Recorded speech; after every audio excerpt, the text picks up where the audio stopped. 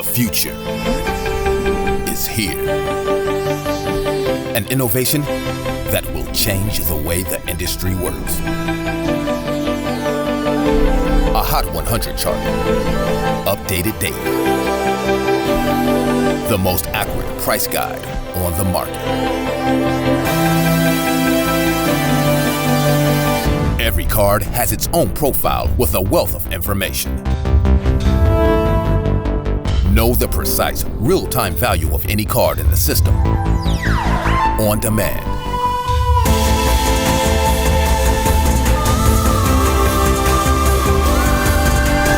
You now have the power to unlock the secrets of the hobby.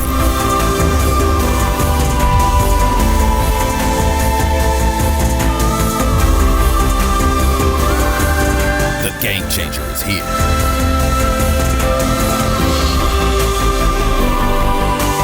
Card Ladder.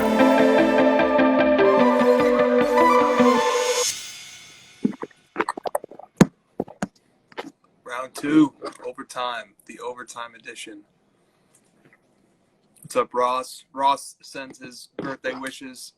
Josh, I don't know where Josh went.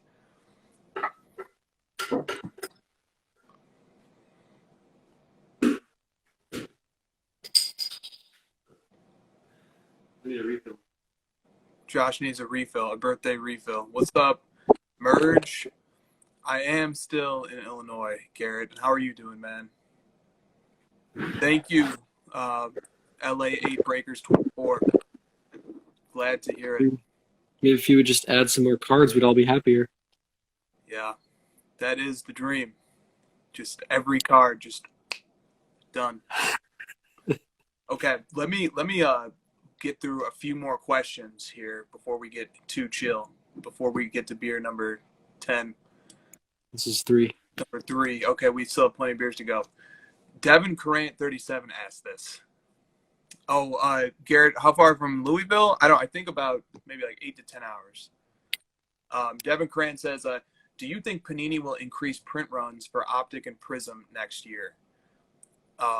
Super interesting question, because you've got not as hyped of a draft class, but you know people are going to be trying to hype that draft class. And you know that Panini doesn't want to stop printing cards, and the marketplace has sent a very clear signal to Panini that they did not make enough product this year because it literally cannot stay on the shelves. So will we see even more increased print runs next year? Probably. I mean, why not? I mean, if you keep paying Panini, it's in their best interest and for their bottom line to keep printing more cards. So I don't see why they wouldn't. Yeah. Answer me this though. I really don't know much about wax and like the whole distribution model, and I just don't. So forgive me, but like, are there like different waves of prints that they make, like in response to people buying a lot? Like, let's say they print a bunch, and then people stop buying because the rookie class is down and some of the hype dies. Is it going to be less because they like don't make subsequent prints after that, or I don't know? Yeah. So my understanding, I've been to Q&A sessions with Panini guys who are involved in that decision-making process, and they say no. There is one printing session that is run for every product, and then it's done. Like, obviously, for like hobby boxes and stuff like that, that would have to be the case, right? Because there's like numbered stuff in those products. So like, Yeah, I don't want to water down second runs and stuff. Yeah. So like, and I guess you could like hold back some of the serial numbered stuff. Like you could hold back 10% of it, and then like if you want to if you theoretically want to do a second wave, you just would pack it out at much more difficult odds to hit. That'd be pretty nefarious to do it like that. But I've heard from Panini reps specifically that they don't do that. That they do one print run and then it's done. And whatever they make, that's what they make. Then they're on to printing the next product. Then it's definitely going up. Yeah, I think so. Oh, 23 over Elo says Upper Deck still printing 89 Griffies. It's so awesome. Yep, indeed. They're dated like 2020 on the back. I think that's a very smart question though that Devin Grant sent in, and it's worth thinking about. It's something to think about and with people that are like continuously buying more and more of the Prism stuff. You're gonna have to learn a lot quicker what else is out there because if the supply just like keeps going up infinitely on that kind of stuff, like could be trouble. Yeah, yeah, it could be huge trouble. I mean, we're already at a point where I think 2018 Prism probably has about 100,000 cars graded by PSA now. Now you're entering into the territory of 86 Fleer, 89 Upper Deck, junk wax era production levels. So that's where we are. That's where we are. Okay. This was another few questions I wanted to get to. So David, Riverfront Collectibles asks, what are each of you currently zagging on? I think we know your answer, but for the audience who might not know. I'm still buying football cards. I'm buying fantasy football studs still. Nice. Larry Fitzgerald, Calvin Johnson, Michael Thomas, LaDainian Tomlinson, Julio Jones, Mike Evans, Chris Godwin, Kenny Galladay, Devontae Adams. I mean, I do know a lot about fantasy football because I'm in that world pretty heavily, so I have a pretty good understanding of like what guys are going to be valuable on fantasy, and also like I think it's fun to collect like legendary fantasy football players. So I've been doing a lot of that with Fitzgerald, and I just have like a really strong emotional tie. This goes back again to like it's a zag for me because I love fantasy football, and I have like a really strong passion for fantasy football, and like something about it, man. Like math plus football is just like heaven for me. Especially that like I can just sit on Sunday, watch Red Zone, watch my phone update with stats, and like I'm competing with people. It's just like, dude, it's so amazing. I can't even like put it into words. And now another layer of like buying cards, and on top of that, their stuff is cheaper, so I'm able to get like my favorite sets of all my favorite players. It's just like my mind is just like Dude, that I love it. I love hearing you talk about it. Is just makes me think about like all the stuff that I love, you know, and what I feel strongly about too. And like, dude, that's what it's all about right there. That's why that's an awesome zag. And it, like you said, zag for you. That's something that you're doing that really resonates with you. Here's my zag. My zag is I'm not buying or selling anything. I'm just chilling. I'm enjoying what I got. I'm going through like these old like piles of stuff that like just wow, I'm really not doing a good job of showing this. That this old piles of stuff that I'm just finding that's just like like I just was like, what am I going to use for a prop for today's show? Oh, look, I have this box from when we stopped at your place. And then, oh, here's a pile of cards. And like, guess what? There's like over $1,000 worth of cards in that little pile. And so I'm just like going through piles, man. I'm not buying, not selling, just enjoying what I got. That's my zag. that's the ultimate zag. Everyone's buying right now. That's You know why you're not buying? Because you're sitting there and you're adding cards, and you better add more. yeah, that's my zag. Adding cards to card ladder is my zag. I don't understand why you don't just add more. Seriously. I don't know, dude. I just feel like I just want to just torture the users. Just no, this, you know, I just hate you guys. So I'm not gonna add cards. Cooks LLC says this is another one on the topic of zagging. What about big men becoming a thing in the hobby? Karl Anthony Towns, Anthony Davis, Jaren Jackson Jr., Embiid, etc. Sure. I don't know. Like, the reason I think the fantasy football play is so interesting is because people love those guys. They love seeing receivers dance in the end zone and have fun. I don't know that there's a lot of people that just like love big men in the NBA. You know, there's just not like a big fan base for like the big man. Maybe I know like Embiid, I guess, has some personality. He could be an interesting one, but I don't know why they don't get a lot of love. I guess they just don't have a lot of fans. They just don't have as many fans as the other guys. It just kind of goes to like what people enjoy, what kind of players people like to watch. Why do you go to the stadiums? You know, for what types of players? I don't know. Yeah, I used to love Hakeem Olajuwon because I used to want to play like him. because he had the arsenal of moves he had was amazing. So like I think like if you have a big man who is like a really inspirational player that people want to emulate when they go out and play on the playground or whatever, or if you have a big man whose game is extremely exciting, I could see some potential for that type of player. But so some of the things about like traditionally what have made players highly collectible is they have the ball in their hands a lot, they win, their team is the focal point of their team, and they're somebody that's very relatable and that collectors build connections to. And so sometimes big men don't really check any of those boxes, and they can still be great players. So They just don't like. They just don't win as much, you know. Like if you think about the past, like MVPs and like Finals MVPs, it's generally like wing players. You know, similarly to how quarterbacks get all the love in football because they're the ones that like determine the outcomes of games mostly.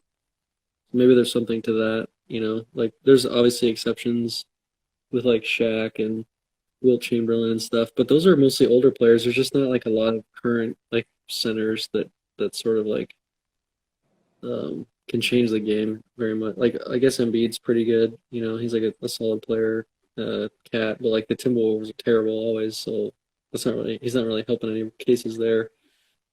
You know, I just can't like pinpoint a good center that's like running the league right now. no, I mean I like Jokic a lot, but I don't particularly collect them. But he plays a different style, you know. He plays like he's like a passing guy. It's Yeah, different. yeah, he's a point center. You know, he brings the ball up the floor like a lot now, and like I've seen Bol even bring the ball up the floor too. So like Denver has two centers who bring the ball up the floor. But like you talk about Towns is an exceptional player, and like there's reason to be excited about the Timberwolves. They had a really strong start to this season too. But like, dude, how are you? Who's going to crack the top 10 of the Western Conference next year? Because you got the Warriors coming back, you got Portland's healthy again. And you see when Portland's healthy, they're not an 8 seed. They're like a 3 or a 4 seed. 82-0. Right. So, I don't know, man. I saw Adam Lepus and he picked up a Hakeem PSA 8 86 Fleer. Awesome card, awesome set. I want to get that whole set into Card Ladder. And I see in our submissions portal, people keep voting up different players 86 Fleer. So, like, Drexler made his way all the way up the ranks. Dominique Wilkins made his way all the way up the ranks. Malone made his way up the ranks just in the last few days. Like, I'd love to have that whole set in PSA 10, 9, and 8 in Card Ladder, and it will be eventually. Another thing I thought of with big men, people keep chatting about big men like Shaq and Hakeem and stuff, and I'm kind of going through this with running backs. It's like I really want to buy running backs because I love fantasy, but like I just don't have the balls on. Like they make me nervous. And the same thing with big men, where in the past running backs were dominant, big men were dominant. So if you want to buy big men or you want to buy running backs, get some of the older guys. You know, buy Emmitt Smith and Walter Payton and LaDainian Tomlinson and Hakeem and Shaq, and you can have just as much fun. That's what's great about cards. Another layer to cards that's so amazing that you can't get anywhere else. You could buy cards of guys that aren't playing anymore. You know, you could like buy stock in a guy who's never going to touch a basketball again, and it's exciting. You know, I would love to build a really cool Wilt Chamberlain PC, and I've always wanted to. I just haven't because it's expensive and stuff. But it'd be awesome to have a PC of the greatest, you know, one of the greatest big men of all time. And running backs, same kind of thing. Like you're never ever going to see guys, you know, breaking these running back records anymore because that's just not the way the NFL works anymore. So like, how safe are you investing or buying Walter Payton right now or Jim Brown? Those guys are going to go down as the greatest of all time, and Emmitt Smith and guys like that. And who's gonna beat those records? Who's gonna be a running back for 15 years, bell cow running back? It's just not gonna happen. So like those guys are pretty safe. Yeah, that's a really fun point on that. And Jim Brown's rookie card was charting very high on the ladder not too long ago. Vintage stuff in general has been charting high. You know, here's a little piece of advice too, man, to the collectors out there and investors. You want to learn about the hobby? Do what Josh just said. Pick like a Hall of Famer who's retired and put together a nice little 10-piece of them. And when you're buying that player, you're not buying on their potential anymore. You now have to pick cards that you think are underrated. Find insert sets that you think are underrated. find rookie cards from maybe, if you're talking about vintage and there's not going to be multiple sets, but if you're talking about 90s guys, find cards from sets that might, gain a collector base as more people come into the hobby and they get exposed to them. So like, man, that would be a terrific way to sort of learn angles to the hobby and learn how to filter through sets from different years and pick up mid-playing year cards and stuff. Build like a nice PC of a Hall of Famer. I think you'd have a lot of fun. You'd learn a lot along. That's how I learned about cards, was collecting Michael Jordan, and having to learn his entire canon of cards. Taught me so much about how the hobby's infrastructure works. That's freaking amazing advice. Well, great. Love it. And you can also, you don't have to pick one guy, because like if you pick one guy, you might be stuck in an era that sucks. Like I know that like when I wanted to look at Barry Sanders cards, his rookie cards are horrible. There's like a billion of them, and there's just no choices. So there's like cool Barry Sanders cards from the 90s, obviously, with like the inserts and parallels. But like, if you might maybe pick a couple guys, like pick a couple ones across different eras, which is another thing that I've always loved doing. Is like I love collecting LeBron because he spans like a couple of my favorite eras of cards, and then I love collecting Penny because he hits on the era before LeBron, and then it's cool to collect Wilt because he hits the era before that, and it's really cool to pick a couple of those guys.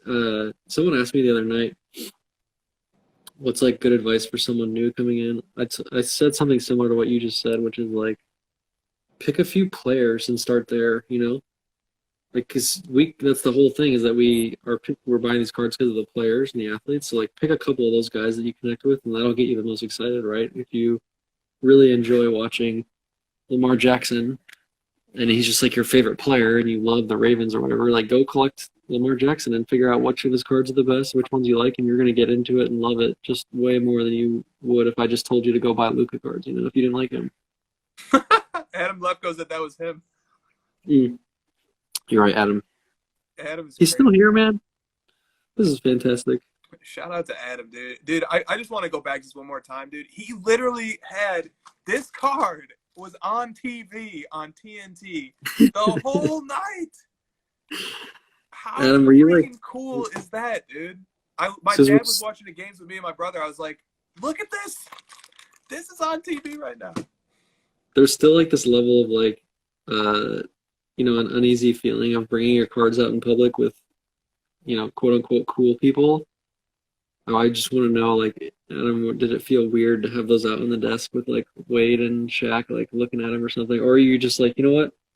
This is who I am, coming out of the card closet, and like, love me or hate me, this is who I am now, and this is what I do. You can make fun of me all you want. Dude, balls of steel. So much respect for that. He said they took some video of it to feature it, but then they never got to it. Fools. But you've got it documented, bro. You have it documented that you were on this thing now, before. 1 year from now, you're going to look back and be like, guys, look, I was way ahead of all you on this. He said Wade was asking a lot of questions and chilled after I tried getting him into it. Dude, I mean, the thing that Adam is doing right there and what some of these other celebrities are doing is really, really key to this whole thing, because if they make it cool, if Drake, like Gary Vee always says, like if Drake posts a picture of his cards, or Jay-Z, God forbid, if one of those guys posts cards, like it's cool now. It's just like, that's it. Someone that I see as cool is doing it, and then it's okay for me to do it. Yeah. Sad but true. That is the way it works. And you know what, man? The more people, though, who no matter how they come into the hobby, the more people come into the hobby and get to like have this part of their get to enjoy this world, it'll make the world a better place. It's like as crazy as that sounds, man. It spreads happiness, dude. The hobby, man. I always say this: the hobby has made my life so much better. Being a part of this community has made my life so much better. So hey, man. We're just about spreading the joy here. All right, I'm trying to see if there's any more questions. So this was like a very like niche question, but like it came in from Holy Catfish, who's like was killing it this week. He said, booklet cards, why are they cheaper than traditional cards? Is it because PSA doesn't grade them? Then I'm going to editorialize here. Is it because the BGS slabs look really stupid? And honestly, as a collector, I find booklets to be super interesting. There's more real estate for patches and autos, but I'm fearful that I might be wasting my hard-earned money if I start acquiring them. Um, there's something to be said for like the consistency of cards and like the shape of them and the sort of like simplicity in the shape and the simplicity of the thickness and sort of like what we've gotten used to cards being. And booklets like really push that boundary of like, is this even a card? You know, is this a card anymore? You know, you're asking someone who just recently started getting into thicker cards as like something that I can get into. So I'm really not even close to the point of like wanting to buy something like a booklet. And this is like, I think the reason people like cards so much versus like memorabilia is it's just like they're just easier to store and like they're easier to look at. They're really easy to consume. They're small. You know, like having an autographed basketball, you can only have so many of those, or like a jersey, you know, you can only have so many frames in your house of signed jerseys. So like, you know, booklets, I don't know. Yeah, totally, totally. Booklets, dude. If you love the booklets, then go for it because you know what? If you love it, other people probably love it too. Yeah, that's true. But they're not for me. The more a card, quote unquote, deviates from 2.5 by 3.5 thin piece of cardboard, the less I like it. Yeah, you're not really coming around on the RPA stuff yet, are you? Not yet, but dude, obviously, I'm just another member of the flock because Exquisite became way more interesting to me when the $1.8 million sale happened, and I saw like everybody posting their Exquisites, and I was like, dude, these cards are really cool, and so I don't know, man. I'm just another sheep in the flock, I guess, when it comes to that stuff, because like, you know, when it got all the headlines, I started looking at it more closely, and I was like, these cards are sick. These cards represent a whole generation. Exquisite is the 2000s high end, along with like Topps Chrome Gold refractors and stuff like that. So I don't know, but you know, am I reaching in the bank to grab, you know, a huge like Jordan Exquisite card or something like that? No, I still prefer my 90s grails. Don't you have a Luca RPA? I do. Oh, that's right. That's my one Luca Autograph. non-cardboard card. Yeah, exactly. My one. But I mean, yeah, it's sort of like like you said, the prestige of it, right? And I always think of the 2018 National because I was that guy. I was literally just like I was pretty new to it at that point. So that was about 2 years ago now. And people were just like laughing at me for me not liking jersey auto cards, and I was just like, I don't get it, guys. Like I just don't like this stuff. I really like the inserts and the parallels and the 90s and the shiny stuff. I don't get it because I came from 90s and that's all there was. So like this thing is just new to me and I just didn't get it. And then after a while, you just sort of like you just sort of like get used to it and you start to like it and your tastes change. And now I'm like, man, dude, exquisite stuff is so sick. Dude, it I is. don't know. I used to hate it. Now I'm just, it's so weird. Well, dude, the Exquisite card that made me actually kind of first ever think about buying this. If I was going to buy Exquisite, I would go with like I would buy the base cards, honestly, like the LeBron and the Jordan base cards from Exquisite. I think are super sick. They're low numbered. I love those. But like the card that made me take patch autos and look at them slightly different was when you got the number pieces LeBron. Yeah. Because that card is like an exemplary patch auto card. The way the hollow foil pops on it, the autograph quality, the patch that they use on that card, like that card is stunning. No other way to put it. Yeah. And like there's something really nice about those cards and how the autograph is like framed on the card. I get a lot of questions about like how come like post print autographed cards on base cards aren't expensive? Because it's still like the player signing the card, you know, and it's like, yeah, but they just look weird and like it wasn't meant for that. And people really like having licensed products that was like meant to be signed by someone and it was signed, you know, and authorized by someone on the spot or whatever. And just like the cards look nicer because they were designed to be autographed, you know. Very true. Someone asked about grading PSA or BGS. I wanted to call out, but yeah, like the RPA stuff just kind of fits better in the BGS cases. They feel a little awkward in PSA. Like I have a few RPAs in PSA, but they're just awkward. Like the cases are just weird. Yeah, and I think too, like sometimes RPAs are not extremely shiny, and so then if you pair an RPA card with a BGS label as gold or silver, it can be complementary, right? Because like the label itself is a little bit shiny, whereas Yeah. the card isn't. But if you have too much shine going on in the card, and it's like that's why I think like really shiny cards really pop in PSA cases because the PSA label isn't shiny. And as I was thinking too, like I overcame my own like pro '90s bias, like golden era bias. In music, especially like in hip hop music, like there's this big like thing, like there's guys who think like '90s hip hop is like all that counts, everything else sucks. And I guess cards kind of has that too. But I broke out of my '90s bias when I embraced Panini products. Which was like a big deal. And a lot of Jordan guys have never forgiven me for that. But You traitor. Yeah, I betrayed by embracing Because Panini products. you sort of like reached the point where the cards that you wanted left for Jordan were green PMGs and impossible to get, or B, you just like maybe got a little bored seeing the same things over and over, and you kind of tapped out, and you're like, I just want to look at some new stuff. Yeah, it really got to a point where I'd owned pretty much every Jordan insert. And the Grails had gotten out of reach. I found a young player that I like following. So sticker autos are the worst, and I just bought one. Yeah, so Card Fiend, what's up, Card Fiend? He says, it's actually insane to think that Upper Deck 20 years ago was better quality and more creative than Panini's high-end today. And we actually had a question on that topic, too. The Art of the Card said, why did Upper Deck make so much better-looking cards than Panini? And, like, that might not be entirely fair to Panini, but, I just want to sprinkle this into the conversation because this was something that was brought up on Cardboard Chronicles in your interview with Gene of Arena Design. There was a transition point when budgets for producing sports cards shifted away from investing in manufacturing technology and shifted into investing in player assets such as jersey pieces and autographs and stuff like that. So there literally was a financial decision that was made that shifted the focus.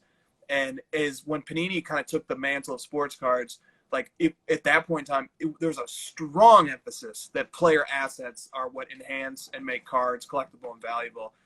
And now, the pendulum is kind of swinging back the other way, and we're seeing cards that have no player assets involved with them doing extremely well. Prism 101s, Net Marbles inserts, stuff like that. So, that's a very interesting topic to think about, and there are some reasons for why we've seen shifts away from focus on design and shifts into focusing on player asset based stuff.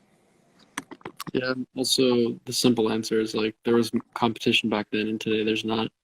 And Panini would tell you, we're still trying our hardest, and we focus on it, but there's something to be said for someone nipping at your heels, forcing you to be better when there's no competition. You just sort of relax. I mean, you see it in sports when the team's up by 30. The other team starts to come back just because you're not trying to lose the lead. It just sort of happens without you thinking about it. Could you imagine what sports cards would look like right now if it was Skybox, Upper Deck, Fleer, maybe Tops, 4 to 5 different brands, all competing to make the best basketball products in a given year? Man, what would this hobby look like if that was the case? The hobby is going so well right now. I don't want any butterfly effect thoughts like that. I don't want anything changed. Everything's gone just perfectly. Just leave me alone. Freeze it as it is. Stop. That is one benefit of a monopoly is that you only have one company that's setting print runs and stuff. And Christina interviewed Kevin Hake, and he was like, dude, we're very conscious and conscientious of making sure that we don't overprint stuff and we don't kill the hobby by overproduction. in a monopoly can unilaterally make that decision and actually safeguard the hobby and protect it if they actually do what they say. Yeah, they also said they're going to make an affordable retail hobby product, and it's been the opposite. So Yeah. What would you rather see? Would you rather see escalating wax prices, or would you rather see more wax made but at cheaper prices? ugh, you mean like different companies making it? Or Panini, introducing even more brand. They already have like 30 basketball brands. Make it 40 and print more of it, and then you can sell it for cheaper. I don't know. Ugh, I hate both of those things. Neither. I want Panini to make less money. That's what I want. Come on, like, just we're not gonna get what we want in this scenario. Right. Just buy older cards. You can't print more Luka rookie cards. Not possible. You can't print more LeBron rookie cards. It's over. So like, just go buy those. The print's over. We know what it is, and everything's stated. Yeah. That's why I can't get into the new products. Like I just can't get into sealed wax. It's just too much of a. I need to be in control of things, and I can't with wax. It's just like I have zero control over any of it. It's just like I'm just buying a box of stuff and see what comes out of it. And like people in line at Target and stuff, we haven't really talked about it yet, but like people camping out at Target and Walmart and stuff, it's like it's funny to us because we know just like how much worse retail product is than everything else, especially stuff that you find at Walmart and Target. So it's like, but those people, that's how much they want to get into the hobby, man. They'll do anything. They'll go freaking to Target and Walmart. So I kind of can't really hate on it too much. They're trying. It's just like some of that stuff is real bad. Dude, it wasn't even a year ago. It was less than a year ago that you could stop at a Walmart and actually buy Prism basketball. It wasn't even 6 months ago that you could go to Walmart anytime you wanted. Well, but more times than not, you could go to Walmart and you could pick up a blaster box of the current year of Prism football. And you cannot do that anymore. It will not stay on the shelves for 5 seconds. People literally waiting for the distributor to show up and drop it off, and then they punch each other and they fight each other in the parking lot to get these boxes of cards, these retail boxes and products of cards. Somebody messaged me and he was like, dude, you're probably not gonna see sports cards on shelves in Walmart anymore if they can't keep the cards on the shelves because it's valuable shelf real estate. And he was like, so the way it works is like if you have a product that sells out immediately and you're not filling up the shelves, that's a big problem. That's not a good business model. You need to be able to have product on the shelves at all times. So if Panini doesn't start supplying a lot more product, they're going to lose shelf space because the product doesn't stay on the shelf. There's just empty shelf space. A year ago, this time I would go to Target and like just poke through it with my son, and dude, it was just complete like garbage. Just like Repacked. Like repack stuff from like the 90s, and it's just like, what is this? I'm trying to get my son into this. Where's like the Prism and stuff? And today I would just imagine it's like 100 times worse. You can't even find anything. We had to stop off at Walmart the other day. We went in, poked around, literally not even like football clearance collegiate 2016 score, or I don't even know if that's a product, but like just the lowest end product you could think of, just nothing. Every single product was sold out. And my brother has these like shelves full because he would just go to Walmart whenever he was making a run. He'd pick up 3 or 4 boxes of Prism football, which sounds crazy, right? That you could just like buy Prism football off the shelves and it was just a casual thing. And so he was just going through the boxes and he was like, dude, here, look at this. I hit this Kyler gold laser. I was like, holy crap, dude, that PSA 10 last comp of that card is $810. He's like, dude, pile of Stidham base rookie cards. I'm like, oh, dude, those PSA 10s are a couple $100 a pop, and because he would just buy these boxes and open them. And obviously now you don't have a chance to buy any of that stuff off the shelf. You just don't have a chance. And it's hobby shops. If you're a hobby shop owner, like, of course, you're not going to let retail products sit on the shelf at Walmart. If you could go pick that stuff up, put it on the shelf at your store and mark it up, of course you're going to go pick up that product. So the retail venue is just not made for selling a product in a dynamic market like sports cards. Like, how are you going to fix the price? Oh, suggested retail price is $35. That's what it's going to be. Yeah, okay, but they're selling on eBay for $200. So like You can't do it that way. I'm so glad I'm not in this world. This sounds like a nightmare logistically. I don't know how to solve this. I'm not smart enough to come up I with don't know. a solution. I don't know how to solve it either, except print so much more that. But that's like the thing we complain about most is that there's like a billion Luka PSA10 base cards, and our solution is to make more of them. I know. I hate that solution. But what's the thing? You can either have a limited number and increasingly escalating prices, or you make more and prices can come down a bit. And the 90s had more base cards than we have today, but way less of the rare like serial numbered stuff. Maybe that's the solution. I don't know. That's a cool solution. Really water down the base even more and just make the supply like 10x in the base cards. That's a really interesting idea. Make more base cards, spread out the hits more. The 90s, man, the late 90s especially, mid to late 90s, that was the era of true scarcity. That's when having a card serial numbered to 100 was like, damn, this is a grail. A card numbered to 500 was considered, a very difficult pull, and it still is because there wasn't 5 million parallels. The late 90s is not yet recognized, but one day it will be, is the era of true scarcity because those serial numbered cards were experimental, they were still new, and they are truly rare without parallels to dilute the supply. That's why when the guy asked me on my feed today, can I pull a green PMG out of a box? I just sort of chuckled because it's like, dude, your odds of actually pulling one out of a box are so ridiculously low. And if you did, you'd pull Kerry Kittles like Matt did. It's like, good luck, sir. Dude, how many boxes would you have to go through to get to a green PMG? Just so. I mean, it's like a legendary story of Matt pulling a green PMG. Yeah. Do you know anyone pull a green PMG?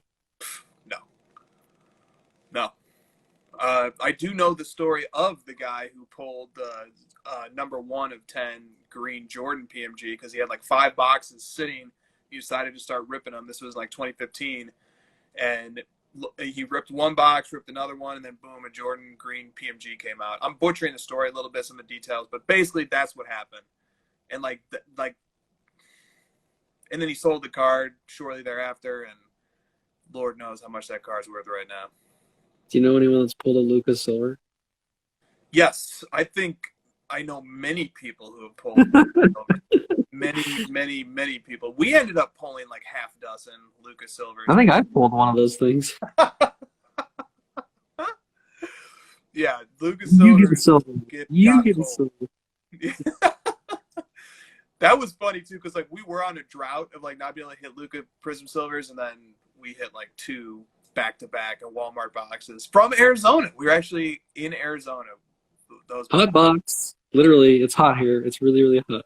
Yep, exactly. A couple more things that people came in with. So BuzzCards13 said Giannis has set the single season PER record, and indeed he has. He edged out Wilt. So Wilt was the previous record holder, 1962 season, 31.82 player efficiency rating, and Giannis barely edged him out, 31.85 in the 2019-20 NBA season. So he is now the record holder. And Buzzcard says, thoughts on this? Is there an asterisk? What do you think? No asterisk. Someone's pointed out an asterisk about this season in general, and I was like, what? This season's going to be remembered even more. Like, it's the opposite of an asterisk, where it's like, dude, you went through a freaking pandemic. Your team had to overcome a lot of adversity to get to this point. It's just like the team that wins this year is going to be even more impressive, in my opinion. Totally.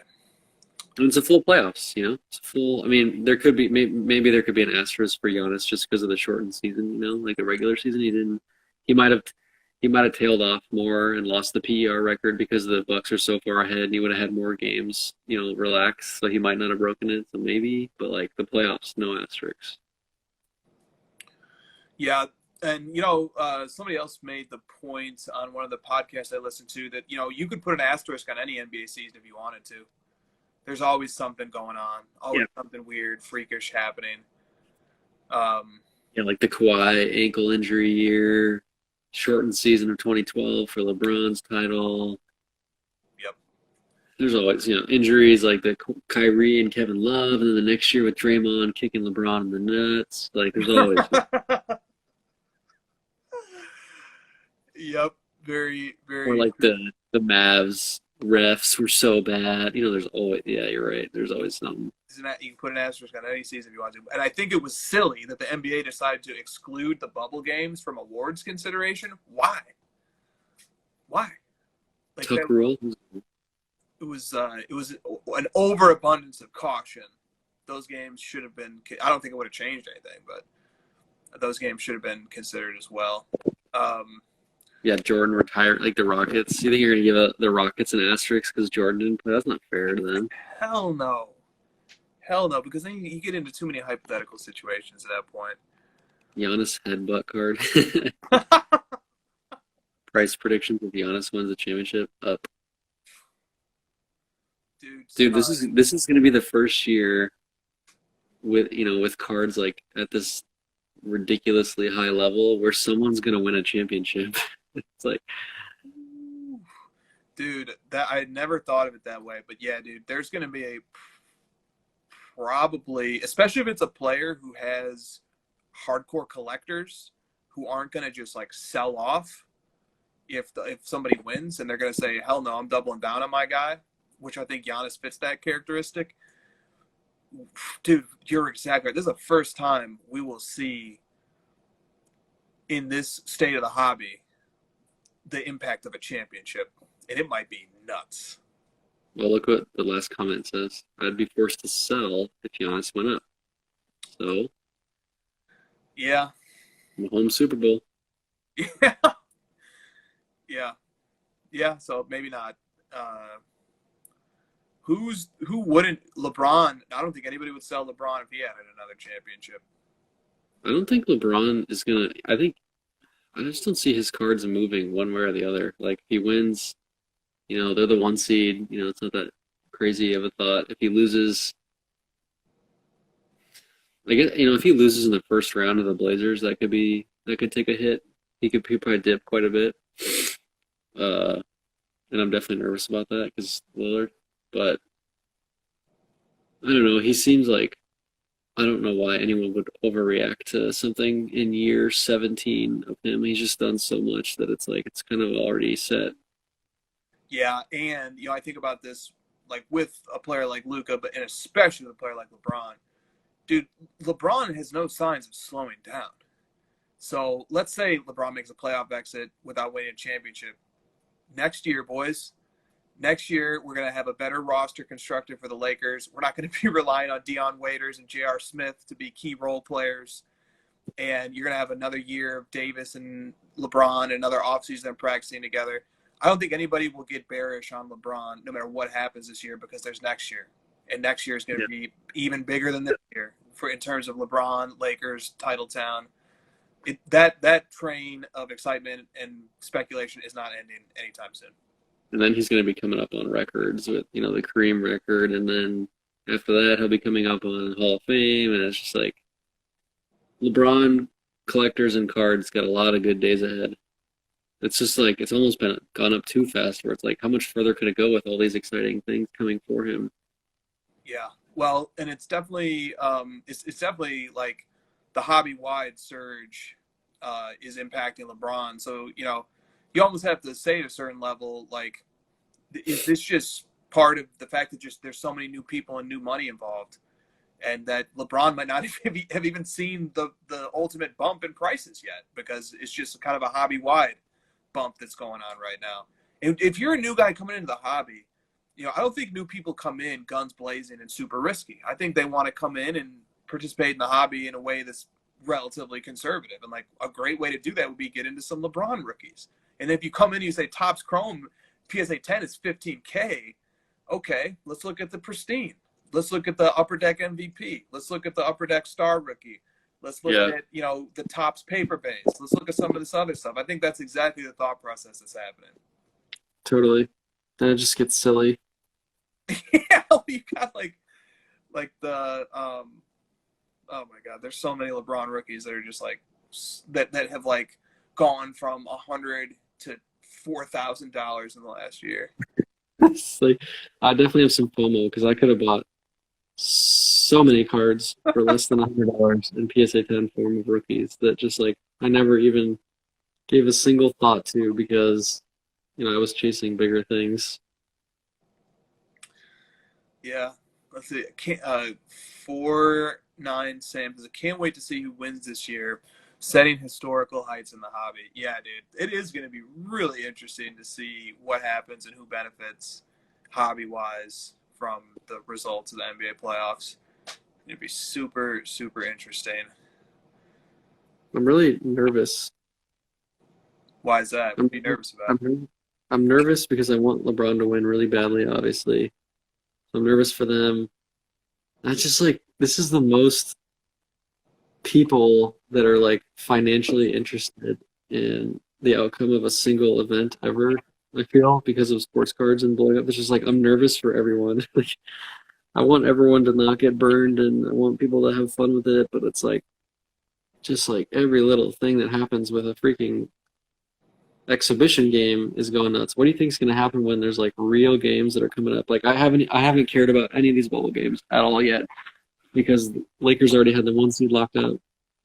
It's pretty much locked up. Everything was except like the Suns. So I was excited about the Suns, but like, dude, we're about to get to a point of like really high stress levels for these teams and these investors, and it's just like, whew, you better buckle in, folks, because it's going to get real messy. Yeah, well, you're so right about that. So, like, when I think about that, I resign myself to the fact, and this is why, again, the collector mindset, baby. I preach it every time because I resign myself to the fact that I enjoy the cards for the cards. And I can't, the enjoyment of the cards cannot be tied to any singular event or any playoff run. And, or otherwise you put yourself in a precarious psychological position. But yeah, it is scary to think about. But the other thing to think about too, though, is that like you never have to take a huge loss.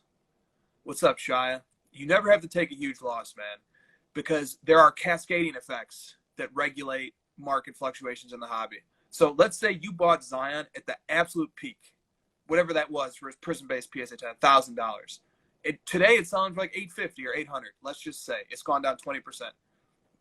Cash out. If you're worried about Zion, if you're nervous about him, cash out. Cascading effects.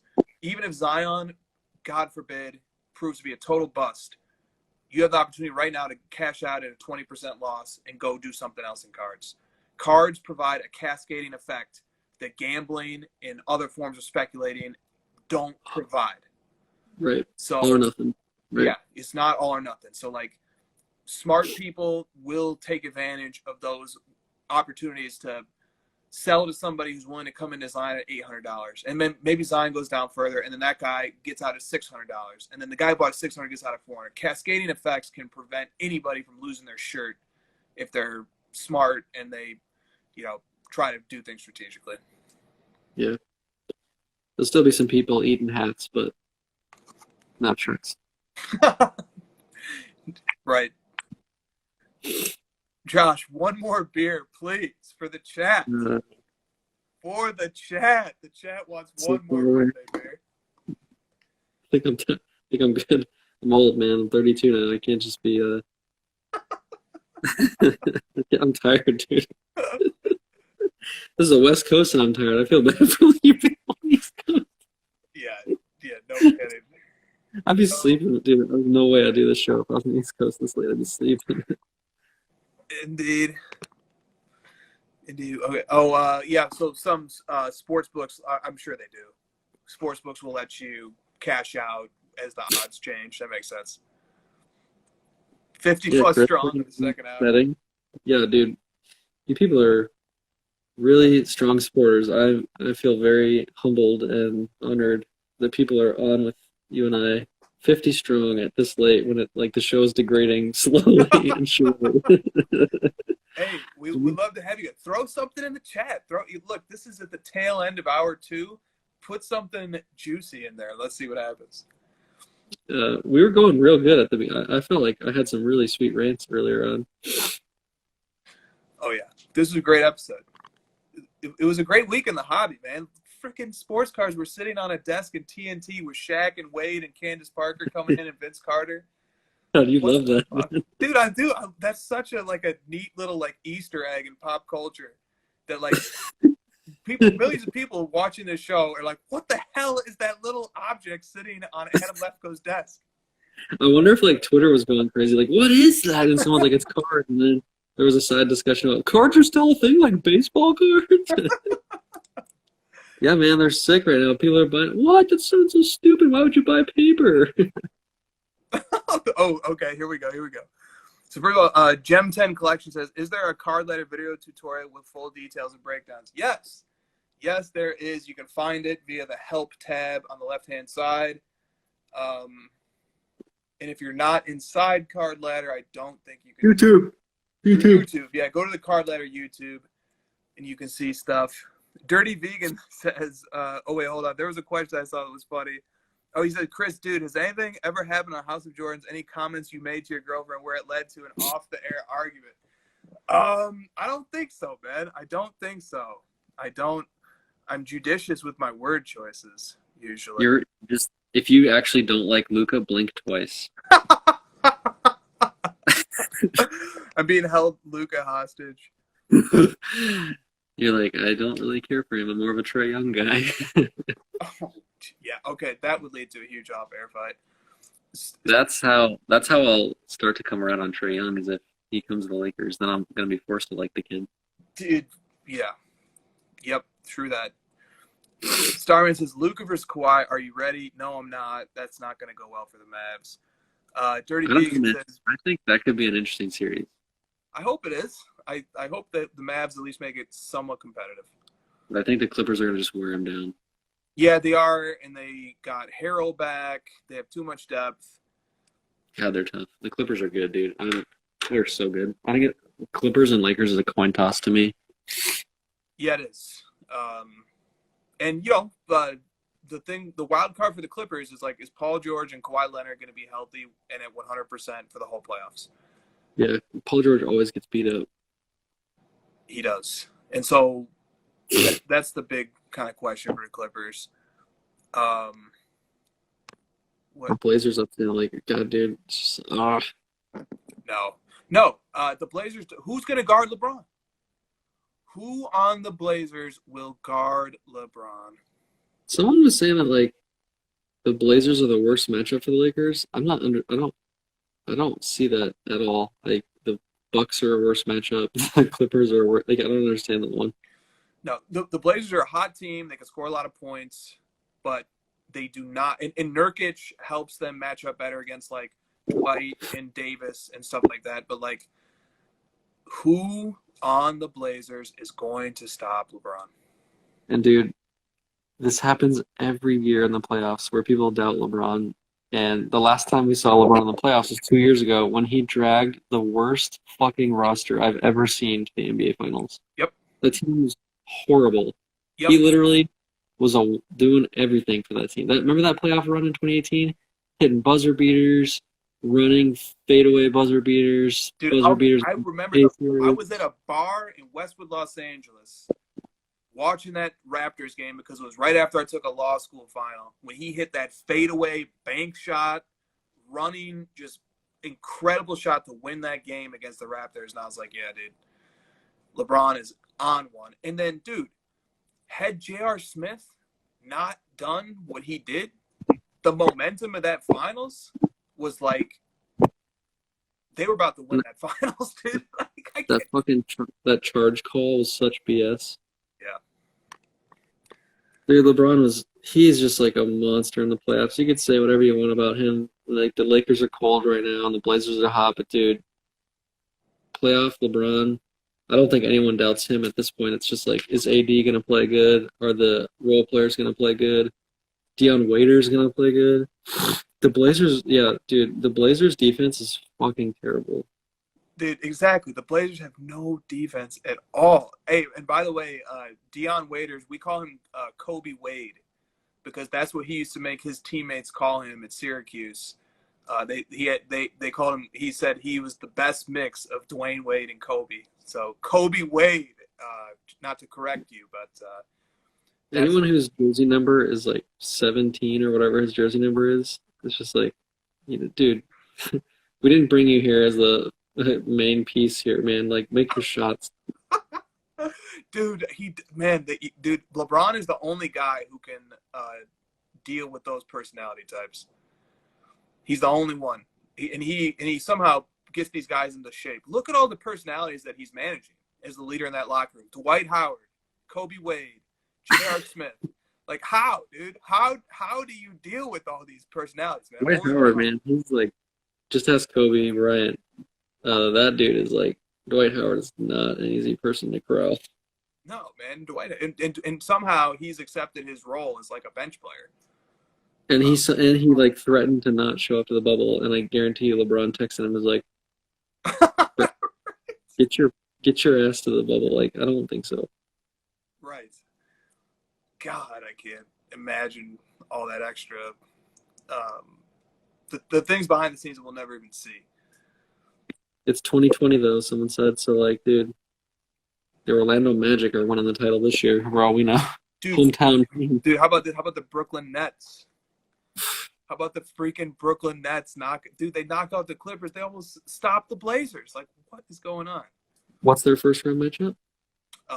They're either the Raptors or Raptors. All right, Adam, peace out, dude. We'll be talking. 2 hours strong. 2 hours strong. Hobby, enthusiasm, obsession. The Raptors like the scrappiest team of all. There's no way the Nets are going to beat them, but who knows, man? Who knows what the hell's going to happen in this? But you know what ultimately happens, though? You get a big enough sample size in the NBA playoffs that over a 7-game series, best team usually pulls it off. I hope so, man. I really want LeBron to win a title. I just want that cement to dry. I like that. I like that metaphor a lot. The cement to dry. Yeah. I want to know that I can retire off my cards. That's what I want to know. I feel like you're there already if you wanted to. No. Are you crazy? I'm not selling.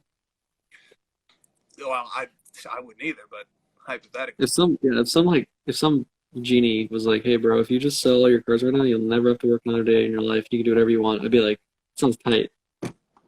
No. Yeah. What am I getting? Okay, but what happened to my cards? Well, they're gone. You sold them. I don't want to do it. No, thank you. Okay, so Chicago fired their head coach. Thank God. Boston to win the Eastern Conference. I like that pick. I like Boston a lot, dude. Boston gave the Mavericks fits all year. That's how I have to relate everything back. Boston The has East is open, bro.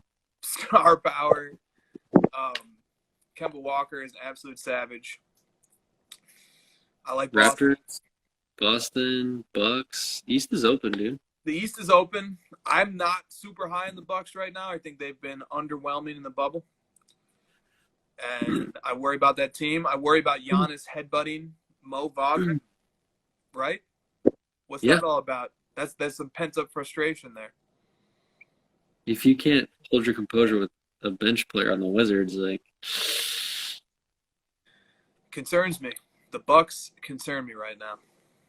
we got about 2 minutes. No Heat love. No, definitely got love for the Heat. But let's see how they handle the Pacers. Let's just take that one step at a time. There's like pretty decent parity after the top like 3 and 4 teams. You know, there could be some like I think it's a coin flip on the Thunder Rockets series, the Jazz Nuggets. Those teams are all pretty evenly matched, right? The Jazz suck. I hope Adam is still on. The Jazz aren't even going to win a game against the Nuggets. Dude, the Nuggets are my dark horse pick right now because Michael Porter Jr., all of a sudden that offense is insane firepower. Hashtag invest. Yeah. All right, Rodman. What's All it right, say? guys. See you guys. So I don't know. 10 seconds. All right, man. See you next week. Great show. Happy birthday, buddy. Thank you, brother. The future is here. An innovation that will change the way the industry works. A Hot 100 chart, updated daily. The most accurate price guide on the market. Every card has its own profile with a wealth of information. Know the precise, real-time value of any card in the system. On demand.